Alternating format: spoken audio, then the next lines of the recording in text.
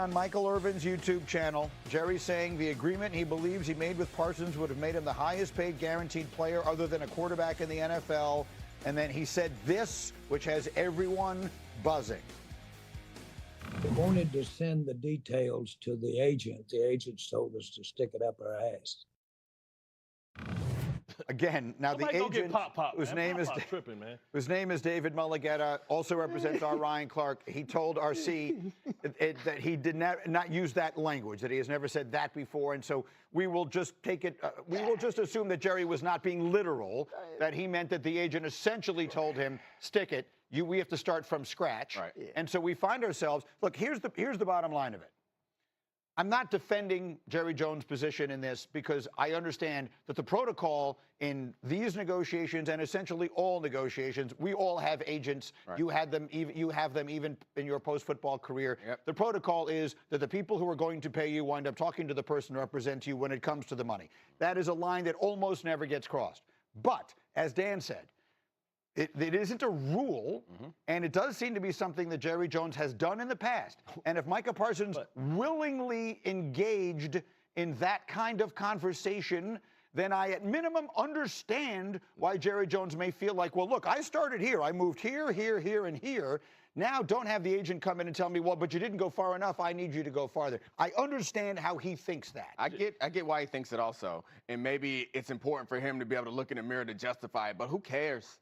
Who cares? Right. You got a football player who wants to play football, who deserves a contract that we all could write. Right. Like, I understand his point. Maybe you don't need an agent for a contract when you have possibly the best rusher in football. You give him the highest contract. Being able to justify it, being able to win in your own court of public opinion means nothing if you care about winning week 1 against the Eagles. That's the part that's confusing me. So he's going on this media tour, which may be to promote his documentary, but it's also a media tour to sell people, and no one's buying it, which is why I'm not sure where the pressure for Micah to play is going to come from, because I don't think his teammates are on Jerry's side. I don't think the fans are. The media's not. Everyone's looking at this and saying, Jerry, what are you doing? Micah's right. Let me play the part that Nick is talking to, and then we'll all react, because there's much more here. This is where Jerry Jones says, if everyone knew what it is he offered, they would all be on his side. Listen. The world would know that I want Micah if they knew what I had offered him, and he knew what, and he knows what I offered him. So the world would know that I want Micah to play on the team, and that I respect him for what he can bring to the team. And now, as it turns out, in this particular case, you say, well, what happens? Well, what happens is that we have a contract, and there's this year remaining under the contract. And then in the NFL, I get at our volition to extend that contract another year. We'll pay him like a franchise and another one after that. So we really got 3 years to work this thing out. And it's a basic contract that's there to go. I did that with Dak, and we couldn't agree. So Dak played his last year of his contract, and then we franchised him. And so it's exactly what happened with Dak.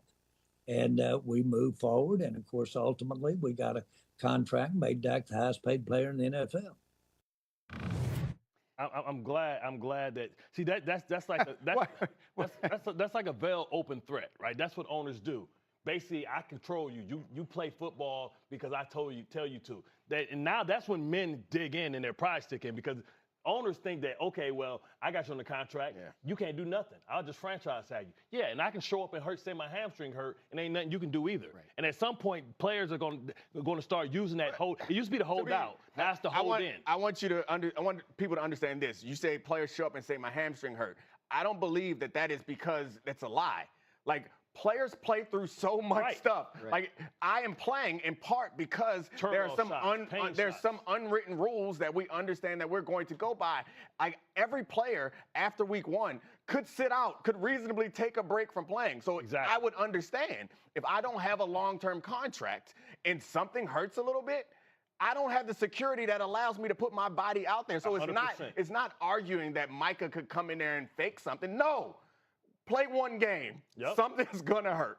And that's why he wants his contract. It makes sense. And that's the tool. They weaponize the threat of the franchise tag. And you can say whatever you want because context matters. So he's trying to win the poll of public opinion. Yeah. But offset language matters. Yeah. Injury skill matters. Skill deprivation matters. Guaranteed. How quickly am I going to get paid money? Yeah. Opt-outs. You can't negotiate that with a player. And what if changed? T.J. Watt changed. So I could agree to something before, but I'm better than T.J. Watt. I'm in my prime. I'm 25 years old. These are all factors that change things. The only person that can push it maybe potentially higher than Micah Parsons, who should be the highest paid non-quarterback in the NFL, is Aiden Hutchinson. He's the only person that can push it. So it's his obligation to make sure that he gets the best contract for the next man up. That's the responsibility he owes to his brothers. That's part of the fraternity. So Jerry can say whatever he wants, but context matters. The public opinion isn't that you just make Micah Parsons the highest paid. It's contract structure. And he's not going to win those opinions in the locker room because CeeDee Lamb had to deal with it. Dak had to deal with it. Everybody's probably fed up with the way that the old school owners do things, and Trey Henderson's experiencing the way that the old guys do it again. And Jerry's part of the old school, just like what's going on in the Bengals. Yeah, I mean, all that's true, but it's also true, like the franchise tag's a threat, but it's also true. It is. And to Jerry's point, he's done it before. That's fine. They did it with Dak Prescott, and it still worked out. Look, we're in a situation here where, honestly, like both sides are acting in a way that's not constructive to get something done. Now, you see Micah coming out of practice. One day he's in uniform, one day he's not. One day he doesn't have shoes on. It's like a silent protest kind of thing. Someone's got to say, all right, come on. Let's stop being foolish here, because that's the only way it's going to change. Right now, if Jerry and the agent won't engage, something's got to change that, or else. I don't think it's Jerry and the agent won't engage. Jerry won't engage with the agent, right? Right. I mean, so that's who has to change. Yeah. And I think we can be clear about even Jerry's, the way that he explains it. We can be clear that the holdup right now is Jerry Jones. Well, Jerry, right. But I mean, to his point, he offered a contract, right, and felt like he agreed on it. So it gets back to how Greeny started this, right? Like, you can understand Jerry's point of view even if you don't agree with it. He went about it in a way that we all think is wrong. Yeah. He doesn't. Right. And it could have ended fine and didn't. Now, I have one more for you. After we talked to Michael Irvin, Jerry sat down face-to-face with Stephen A. Smith. The full interview will drop on YouTube later today. They'll, of course, be talking about it extensively on First Take. But here's a segment of that is just fascinating. In the spirit of not doing the old mother-dad deal. How many times have you seen the little rascal, so clever, go in there, and mama told him, you're not going to get it. And goes in to daddy, who only sees him after 5 in the afternoon, wants to love him, and says, you can have it, son. You can have that before dinner. And he goes back in and says, Mama, Daddy said I could have it. That's the old mom, dad, been around since the beginning of time. I'm not going to go for that here. That's what's happening. You're not going for it? I'm not going for it. No. But we've had a very, very strong negotiation. Now, by the way, frankly, it wouldn't have made any difference what the negotiation was. Guess who has to be comfortable for this to work? Micah. And who else? You. Hello. There's not room for a third. There's not room for a third. This will be a good one. I am a grown-ass man. Ain't no mama, daddy. You ain't my daddy, and this ain't no damn plantation. And what I know is I know my value of who I am and what I'm worth. And the market dictates who I am and what I'm worth. And what do you mean? I'm closer to my agent. I still work for my agent right now. He's the closest thing to family I ever had. You're temporarily my boss. You're my boss. It's no personal relationship with me and you. We ain't homies. We ain't boys. Because I knew if I got injured right now, you'll step over me and hire the next guy, right? What do you mean? I'm not some child. I know what the hell I'm talking about. And I pay my agent so I don't get screwed over like players used to.